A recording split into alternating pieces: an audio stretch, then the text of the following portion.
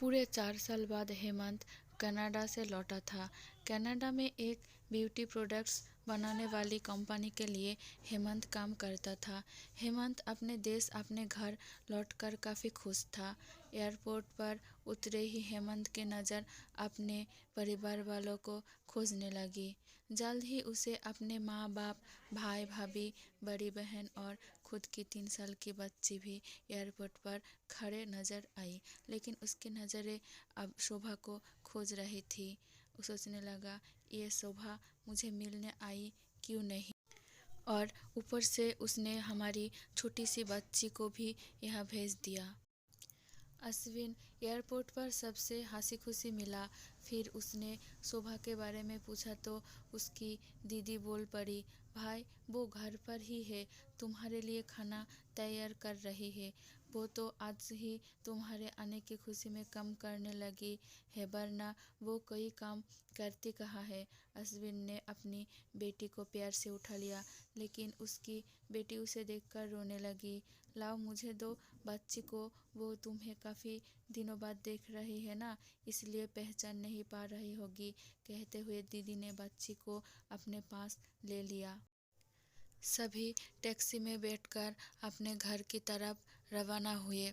अश्विन अपने परिवार से मिलकर खुश था, लेकिन ये बात कि शोभा उसे एयरपोर्ट पर मिलने नहीं आई उसे काफ़ी परेशान कर रही थी। वो सोचने लगा, क्या खाना बनाना इतना ज़्यादा ज़रूरी था, मुझसे मिलने से भी ज़्यादा, और वो भी अब तब जब मैं 4 साल बाद वापस आई हूँ। इन्हें ख्याल में एक घर तक का आधा रास्ता बीत गया। अब कि उसकी बच्ची उसे देखकर रो नहीं रही थी, इसलिए अश्विन उसके साथ खेलने लगा। बाकी का आधा रास्ता भी खत्म हुआ और सब घर पहुंच गए। गाड़ी की आवाज़ सुन शोभा बालकनी में आकर खड़ी हो गई और अश्विन की तरफ देखने लगी। अश्विन भी जैसे ही गाड़ी से उतरा उसने पहले दरवाजे की तरफ और बाद में बालकनी की तरफ नजरें घुमाई, जैसे वो शोभा को ही देखना चाहता हो। अश्विन से नजरें मिलते ही शोभा के चेहरे पर मुस्कान झलक पड़ी। अश्विन भी उसे देखकर हल्के से मुस्कुरा दिया। शोभा घर के अंदर गई। शोभा सबके लिए पानी लेकर आई और सभी को पानी देने के बाद फिर से किचन में चली गई चाय बनाने के लिए। थोड़ी देर तक सभी परिवार वालों से बातें करने के बाद अश्विन शोभा को बुलाने लगा। माँ ने उसे बीच में टोकते हुए कहा, रहने दो उसे किचन में, थोड़ा काम कर लेने दो, बाद में अपने आप आ जाएगी। तुम बैठो यहाँ मेरे पास, वैसे भी कहाँ ज़्यादा काम करती है वो। अश्विन यही बात दूसरे बार शोभा के बारे में सुन रहा था। अब उसने सोचा कि मेरे परिवार वाले मुझसे झूठ थोड़ी बोलेंगे, हर दिन नहीं होता होगा उसको इतना काम, आज थोड़ा सा है, करने देते हैं, मैं बाद में उससे बात कर लूँगा। अश्विन अपने परिवार वालों से बातचीत में मगन हो गया। एक के बाद एक रिश्तेदार और पड़ोसी अश्विन को मिलने आते रहे और शोभा को किचन से बाहर निकलने का समय ही नहीं मिला। सभी के लिए चाय बनाना, नाश्ता बनाना, यही करते करते शाम हो गई। शाम होते ही अकेली शोभा इस बड़े से परिवार का खाना बनाने में जुट गई। 2 घंटे बाद सभी परिवार वाले खाना खाने के लिए डाइनिंग टेबल पर बैठे थे सिवा शोभा के। अश्विन चाहता था कि शोभा भी उसके साथ बैठकर खाना खाए, लेकिन फिर माँ ने कहा, अगर वो भी खाना खाने बैठ जाएगी तो सबको परोसेगा कौन। सभी के खाना खाने के बाद शोभा ने अकेले खाना खाया। रात को सोने के वक्त अश्विन और शोभा अच्छे से मिल पाए। अश्विन शोभा के साथ काफ़ी बातें करना चाहता था, लेकिन वो उसके चेहरे पर थकान और नींद अच्छे से देख सकता, इसलिए उसने शोभा को परेशान ना करने का फैसला किया और उसे सोने दिया। शोभा सोने ही वाली थी कि उसकी छोटी बच्ची रोने लगी, तो शोभा तुरंत उठकर उससे दूध पिलाने के लिए चली गई। अश्विन कब सो गया उसे पता ही नहीं चला। जब सुबह बच्ची की रोने की आवाज़ आने लगे तो अश्विन उठा और शोभा को पुकारने लगा। जब शोभा पास नहीं दिखी तो उसने बच्ची को चुप कराया और फिर से सुला दिया। अश्विन बाद में शोभा को देखने लगा तो शोभा उसे फिर से किचन में मिली, जो सुबह सुबह ही जल्दी उठकर घर वालों के चाय नाश्ते की तैयारी में लग गई थी। अब अश्विन सोचने लगा, माँ और दीदी तो कहती थी कि शोभा ज़्यादा काम नहीं करती, लेकिन जो मैं देख रहा हूँ वो तो कुछ और ही है।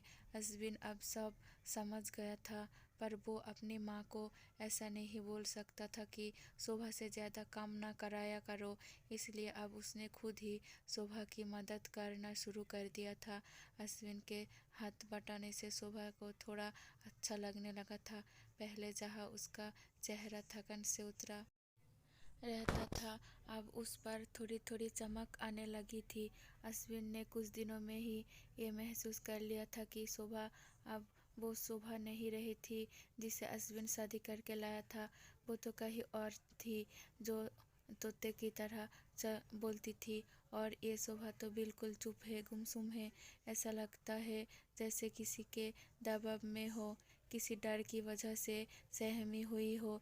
अश्विन शोभा को उसके काम में और ज़्यादा मदद करने लगा। अश्विन का ऐसा व्यवहार अब घर वालों को खटकने लगा।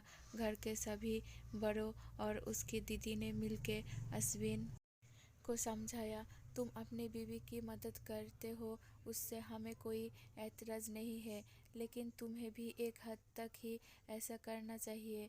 जब तक कोई तुम्हें ऐसा करता ना देख रहा हो तब तक सब ठीक है, लेकिन जब कोई तुम्हें बीवी के होते हुए बर्तन धोते देखे तो वो अच्छा थोड़ा ही लगता है। और सोचो, आगे चलकर शोभा को तुम्हारे हेल्प की आदत पड़ गई तो तुम्हारा अपना काम में ध्यान लगाना मुश्किल हो जाएगा।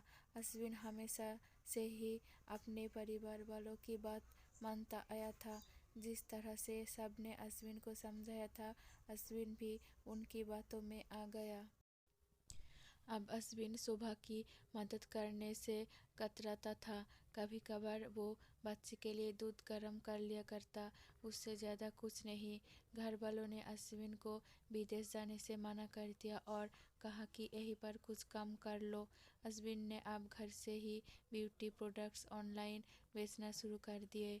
उसका परिवार भी बढ़ गया। अब उससे दो बेटियां और एक बेटा था। दोनों बेटियां स्कूल जाने लगी थी, लेकिन बेटा अभी भी छोटा था। जितना अश्विन कमाता था उतना सबके लिए काफ़ी ना था। काफ़ी सोच विचार करने के बाद अश्विन ने ये फैसला किया कि वो अब शोभा के साथ शहर में जाकर रहेगा, जहाँ पर शोभा भी काम कर पाएगी और वो घर से ही अपने ब्यूटी प्रोडक्ट्स बेचना शुरू रखेगा। इस तरह से वो अपने पैसे को की तंगी को पूरा करेंगे। परिवार वालों ने भी अश्विन को इजाज़त दे दी। अश्विन चाहता था कि माँ भी उसके साथ रहे, लेकिन माँ को शहर में आना मंजूर न था। माँ बड़े भाई के साथ रहने लगी। शहर में अब शोभा नौकरी करती और अश्विन घर से ही ऑनलाइन अपने प्रोडक्ट बेचता। कई साल ऐसे ही बीत गए। शोभा घर का काम और बाद में बाहर का काम करके पहले से भी ज़्यादा थकी थकी रहने लगी। परिवार वालों की अश्विन के दिमाग में डाली बातें अभी भी उस पर असर करती थी। वो यहाँ पर भी शोभा का हाथ ना बटाया करता। अश्विन अब दिन रात अपने प्रोडक्ट बेचने में ही मसरूफ रहता। कभी कभी शोभा उससे कहती कि मुझे अच्छा नहीं महसूस हो रहा है, मुझे डॉक्टर के पास ले चलो। वो हाँ कह देता, लेकिन अपने काम में इतना खो जाता कि कभी उसको डॉक्टर के पास ले ही नहीं जाता। शोभा तो बीमार थी, लेकिन एक बार अश्विन बहुत ज़्यादा बीमार हो गया। इतना बीमार हो गया कि उसे अस्पताल में भर्ती करवाना पड़ा। अस्पताल में अश्विन के पास सिर्फ शोभा थी और कोई नहीं। इतना बीमार होने के बाद भी उसके परिवार वाले सिर्फ उससे मिलकर वापस अपने घर चले गए थे। उसका सहारा बनने के लिए, उसकी तकलीफ बांटने के लिए कोई भी उसके साथ नहीं था। बिस्तर पर पड़े और शारीरिक तकलीफ से गुजर रहे अश्विन को अपनों का ऐसा व्यवहार बहुत तकलीफ दे रहा था। फिर वो सोचता कि उसने भी तो शोभा के साथ जिंदगी भर यही किया है। क्या वो शोभा का जीवन साथी सिर्फ नाम नाम की ही नहीं था।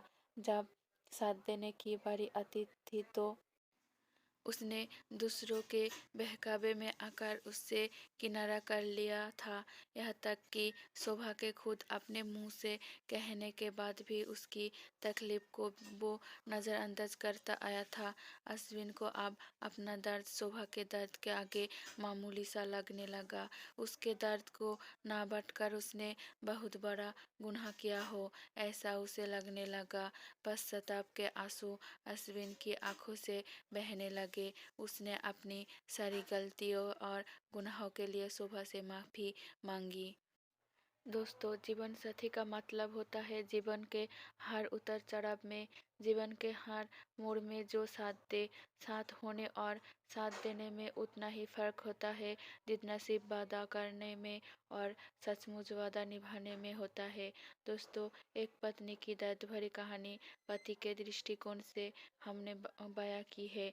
इस कहानी को पढ़कर किसी भी पति या पत्नी का अपने जीवन साथी के प्रति व्यवहार सुधर जाएगा, तो इस कहानी को लिखने का उद्देश्य सफल हो जाएगा। पूरी कहानी पढ़ने के लिए धन्यवाद।